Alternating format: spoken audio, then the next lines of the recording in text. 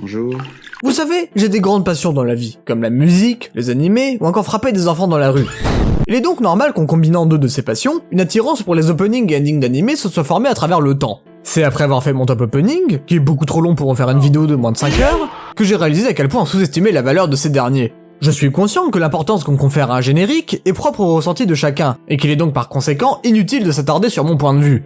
Mais même sans parler de ressenti, il y a souvent énormément de choses à dire dessus. Parce qu'un opening ou ending n'est pas simplement un enchaînement d'images avec une belle musique, c'est souvent bien plus profond que ça. Pour vous le prouver, essayons de comprendre ce que l'opening d'aujourd'hui a à nous raconter. Mais avant de commencer, je préfère vous prévenir, cette analyse est grouillée de spoilers, donc si vous n'avez pas vu l'adaptation animée, ni lu le deuxième tome du light novel, mieux vaut ne pas commencer. Enfin bref, commençons.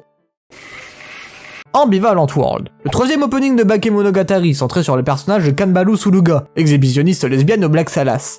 Les openings des Monogatari sont plutôt particuliers. Pour être plus précis, je trouve que c'est les openings les plus trompeurs qui existent, surtout deux en particulier en fait. Quelqu'un qui se fait un avis sur l'œuvre via ceci aura un avis extrêmement biaisé. Faut dire que la musique et les visuels n'aident souvent pas beaucoup.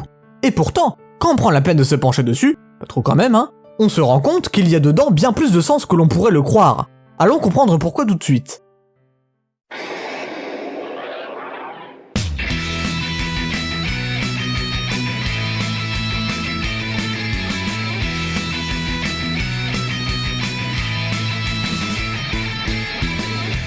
Avant même que les paroles commencent, l'introduction nous montre Kanbaru faisant un dunk dans un gymnase. Je vais peut-être vous étonner, mais j'ai réussi à trouver un lien entre ce dunk et le personnage. En fait, Kanbaru Suluga est une basketteuse. Ok, merci beaucoup. Voilà. Plus sérieusement, cette introduction n'est pas là par hasard. Le basket est le sport qui a amené celle-ci à rencontrer Senjo Gahara. On va dire Hitagi, hein. D'accord, faisons comme ça. Celle qu'elle va aduler et aimer pendant une grande partie de sa scolarité.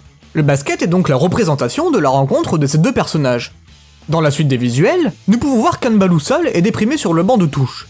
Le fait qu'elle ne soit plus sur le terrain symbolise le fait qu'elle a arrêté le basket le jour où elle s'est blessée, / fait un vœu à la patte de singe. Si elle est déprimée, c'est probablement en rapport à sa situation avec Hitagi. Je vais essayer d'expliquer ça avec les lyrics.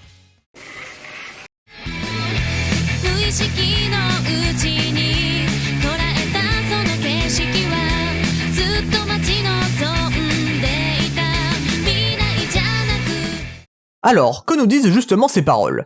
De ce que j'en déduis, Kanbaru doute de ce qu'elle a toujours voulu faire. Quel est ce paysage qu'elle mentionne? Est-ce qu'elle parle du gymnase et donc du basket? Dans ce cas-là, se demande-t-elle si c'était vraiment dans le basket qu'elle rêvait de vivre son avenir? Ça pourrait concorder avec le fait d'être toute seule dans un gymnase et de sembler triste, mais je ne pense pas que ça soit ça. Au vu de la suite des paroles, je pense qu'une autre piste est envisageable. Je pense qu'elles font référence à la position que possède Kanbaru envers Hitagi. Cette dernière, suite à la découverte par sa cadette de son secret, avait menacé celle-ci en lui disant de ne plus s'approcher d'elle. Kanbaru, dans son grand respect ainsi qu'amour envers son aîné, avait obéi à la lettre à sa menace. Elle ne s'approchait plus d'elle, et même au-delà, elle avait tout fait pour être le moins possible en contact avec, même si cela ne l'a évidemment pas empêché de continuer à l'aimer. Ce paysage qu'elle a inconsciemment saisi peut alors faire référence à son abandon de prêter main forte à Hitagi. Enfin, pour être plus juste, sa prise de distance afin de respecter la volonté de cette dernière. Respecter son souhait était selon elle le meilleur moyen de l'aider. On en arrive alors à l'avenir rêvé dont elle fait mention dans les paroles. En respectant la volonté de Hitagi, Kanbaru devrait logiquement être heureuse. Bah oui, après tout, si c'est le bonheur de son aîné qui passe en priorité, sa prise de distance avec elle devrait la satisfaire. On voit cependant que ce n'est pas le cas. En regardant les visuels, on nous fait comprendre grâce à ce plan large que les actions qu'elle a entreprises pour respecter la volonté de Hitagi l'ont conduit à finir seule et triste. Pour résumer pour les trois teubés du fond, Kanbaru n'est pas satisfaite de cette situation, mais le supporte pour le bien de son idole. Bien, passons à la suite.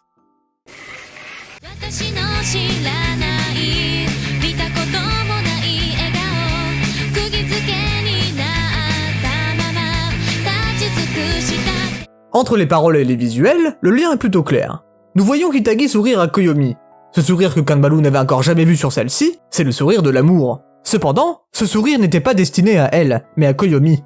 Kanbaru est alors sidérée, ou comme il est si bien dit, elle était clouée sur place. Elle qui avait de tous ses efforts respecté la volonté de Hitagi de ne pas l'approcher, se voyait voler son amour par quelqu'un d'autre. Tout ce qu'elle avait fait pour elle jusque-là n'avait en fait servi à rien.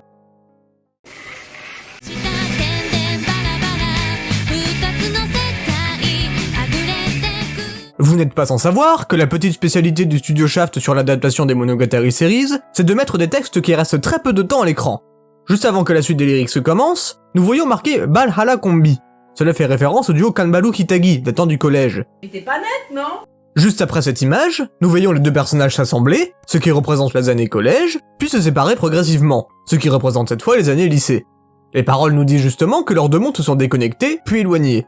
L'utilisation du mot monde est une excellente idée, parce que je rappelle, ce qui a fait que leurs mondes se sont séparés, c'est l'intervention du surnaturel représenté par le crabe poids. Cela veut donc dire que Hitagi s'est déconnecté du monde réel, celui de Kanbalu, en étant rentré en contact avec cette entité, ce qui engendrera par la même occasion leur séparation.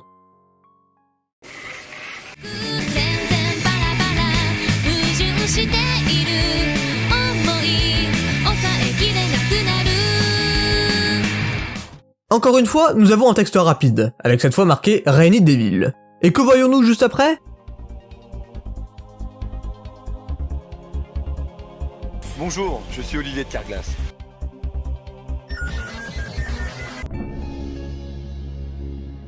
Bravo, des Rainy Devils. Voilà. Pour comprendre pourquoi nous les voyons, il faut expliquer les paroles. Le fait que Hitagi ait commencé à sortir avec Koyomi était la goutte de trop pour Kanbalu. Elle qui se retenait d'aller voir celle qu'elle aimait, vit sa place volée par quelqu'un d'autre. C'en était maintenant trop pour elle. Elle décida alors de faire un vœu à la patte de singe qu'elle avait en sa possession. Ou plutôt, à ce qu'elle pensait être une patte de singe.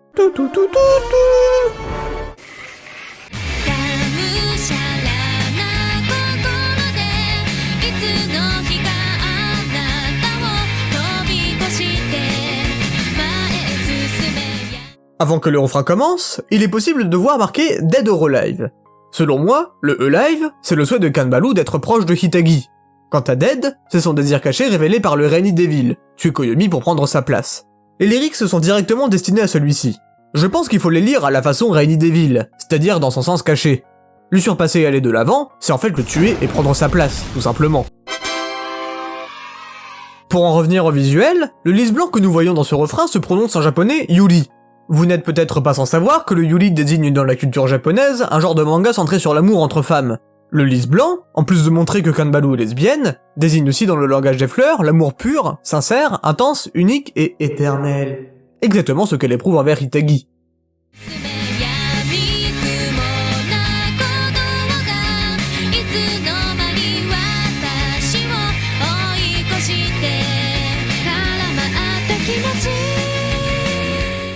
Les sentiments emmêlés de Kanbalu font probablement référence à ce que j'ai mentionné plus tôt à propos de son dilemme. Respecter la volonté de Hitagi de rester loin d'elle, qui est en contradiction avec ce que Kanbalu veut de son côté, rester auprès de celle qu'elle aime. Pendant qu'elle était dans son dilemme, Koyomi a dépassé celle-ci en ayant sauvé Hitagi puis en sortant avec elle.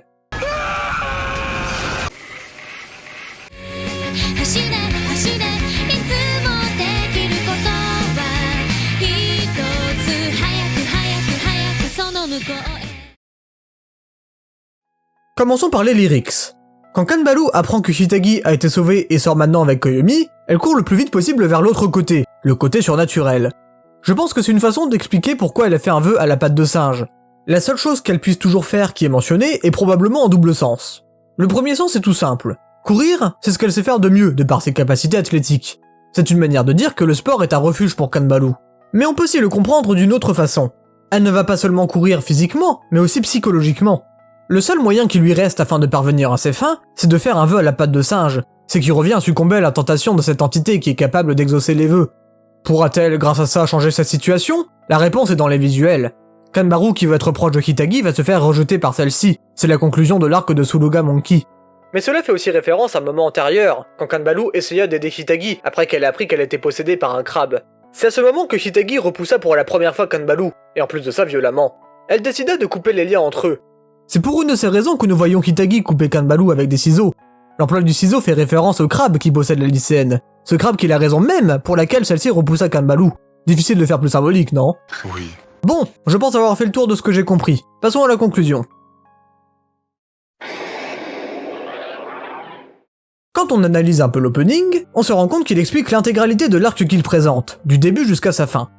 Avec toute cette analyse, on peut deviner pourquoi le titre se nomme Ambivalent World. Cet arc entier a pour thème principal l'ambivalence, le revers des choses. Par exemple, Kanbalu, qui veut respecter la volonté de Hitagi de rester loin d'elle, et son revers de vouloir pourtant être proche de cette dernière. Autre exemple, le fait qu'en voulant rester auprès d'elle, elle se pencha dans le monde du surnaturel, le revers du naturel. Aussi, son vœu de vouloir être proche de Hitagi possède son revers, ou plutôt son sens caché, le fait de vouloir tuer Koyomi par jalousie. Dans presque tous ces exemples, la notion de dualité entre un désir et une éthique se forme. Cette manière qu'a Nishio-shin de raconter les choses a particulièrement bien été retransmise dans l'adaptation animée ainsi que dans ce générique. On peut donc dire sans crainte que le fond est excellent. Concernant sa forme, c'est-à-dire dans sa musique et ses visuels, c'est à vous de décider si vous aimez ou non. Si vous voulez connaître mon avis, j'ai du mal avec toute la partie visuelle que je trouve un peu molle. Mais en soi, ce n'est pas un opening qui a véritablement de grandes choses à se reprocher, j'ai juste un manque d'affinité avec, c'est tout. Même s'il est très loin d'être mon opening préféré, il n'en reste pas moins très bon. J'espère que j'aurai réussi à travers cette vidéo à vous le faire comprendre. C'était Shizenken, au revoir.